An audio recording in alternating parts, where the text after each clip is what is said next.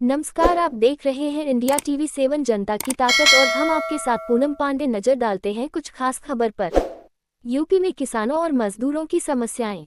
Smart meter से बिजली bill दोगुना, मनरेगा मजदूरी कम, सीपीएम ने डीएम को सौंपा ज्ञापन। सुल्तानपुर में भारतीय कम्युनिस्ट पार्टी मार्क्सवादी ने जिलाधिकारी को ज्ञापन सौंपा।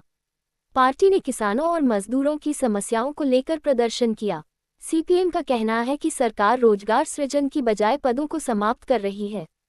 विद्यालयों का मर्जर इसका उदाहरण है। किसानों की लागत बढ़ रही है, उपज का उचित मूल्य नहीं मिल रहा है। उर्वरक सब्सिडी हटाने से यूरिया की कमी हो गई है। महिला किसानों को भी रात में यूरिया के लिए लाइन में लगना पड़ रहा है। मनरेगा में वर्तमान में 252 रुपये की मजदूरी दी जा रही है। न तो कार्य दिवस बढ़े हैं और न ही मजदूरी। पार्टी ने मनरेगा को खेती से जोड़ने की मांग की है। आवारा पशुओं से फसल की सुरक्षा का कोई प्रबंध नहीं है। फसल की सुरक्षा में पशु की मृत्यु पर किसानों पर मुकदमा दर्ज किया जाता है। स्मार्ट मीटर लगने के बाद बिजली के बिल दोगुने तिगुने आ रहे हैं। पार्टी ने बिजली के निजीकरण का फैसला वापस लेने की मांग की है। स्मार्ट मीटर पर रोक और बकाया बिजली बिल माफी की मांग भी की गई है। शिक्षा और स्वास्थ्य क्षेत्र में सुधार के लिए रिक्त पदों पर भर्ती की मांग की गई है। पहले से नियुक्त अध्यापकों के लिए टीईटी की अनिवार्यता समाप्त करने का प्रस्ताव रखा गया है। निजी विद्यालयों की फीस पर नियंत्रण की मांग भी की गई है। खाद और बीज पर सब्सिडी बढ़ाने तथा कीटनाशक दवाओं के दाम कम करने की मांग की गई है। पेट्रोल, डीजल और दवाओं की कीमतों में कमी की मांग भी ज्ञापन में शामिल है। सुल्तानपुर से bureau report. Hello hello hello, ए दादा।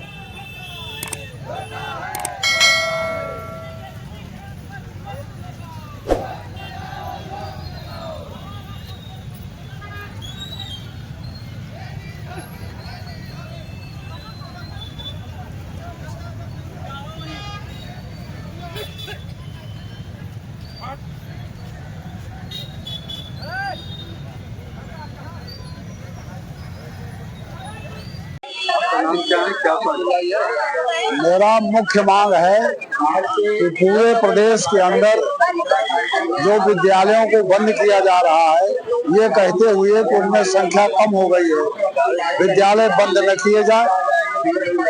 पूर्वांचल और दक्षिणांचल के जो विद्युत निगम है, उनको प्राइवेट हाथों में सरकार देने जा रही है और स्मार्ट मीटर के नाम पर लोगों की लूटने की व्यवस्था की जा रही है। ये निजीकरण और स्मार्ट मीटर की व्यवस्था समाप्त की जाए। बिजली को बिना लाभ के उपभोक्ताओं को दिया जाए। तमाम सारे क्षेत्रों में आज भी बिजली का वितरण नहीं है, वहाँ बिजली के वितरण की व्यवस्था की जाए। पूरे प्रदेश के अंदर कृत्रिम संकट खाद का पैदा किया गया है, खाद की व्यवस्था की जाए। जो नैनो यूरिया के नाम पर माहौल बनाया जा रहा है कि लोग नैनो यूरिया खरीदें और पुराना यूरिया लेना बंद करें। नैनो यूरिया इफेक्टिव नहीं है, लोग यूरिया ही डालना चाहते हैं। ये संकट जानबूझ करके सरकार खड़ा कर रही है। फसलों को चट करने के लिए छुट्टा गायों और दूसरे जानवरों को बांधने का इंतजाम किया जाए, उनके खाने पीने की व्यवस्था की जाए। जो पशुशालाएं चल रही हैं, वहाँ दुर्व्यवस्था है। सैकड़ों गायें हर साल चारे के अभाव में पशुशालाओं में मर जा रही हैं, उसको रोका जाए और वहाँ व्यवस्था बरकरार रखी जाए, ठीक की जाए। और पूरे जनपद के अंदर कानून व्यवस्था खराब है। आए दिन दलितों, महिलाओं और अल्पसंख्यकों के ऊपर हमले होते हैं और ये केवल न सुल्तानपुर में बल्कि पूरे उत्तर प्रदेश के सभी जिलों में यही स्थिति है कि दलितों, महिलाओं और अल्पसंख्यकों के ऊपर हमले बढ़े हैं। कानून व्यवस्था खस्ता है।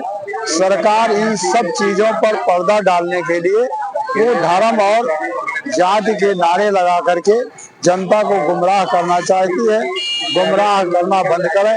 प्रदेश में धर्म के नाम पर भाईचारे को बिगाड़ने का जो एक कृत्रिम संकट तैयार किया जा रहा है, उसको रोका जाए और इन सारी हमारी मांगों पर प्रशासन के जरिए हमने ज्ञापन दिया है। उस पर प्रदेश सरकार और जो केंद्र की सरकार से संबंध रखने वाली मांगे हैं उन पर केंद्र सरकार ध्यान दे।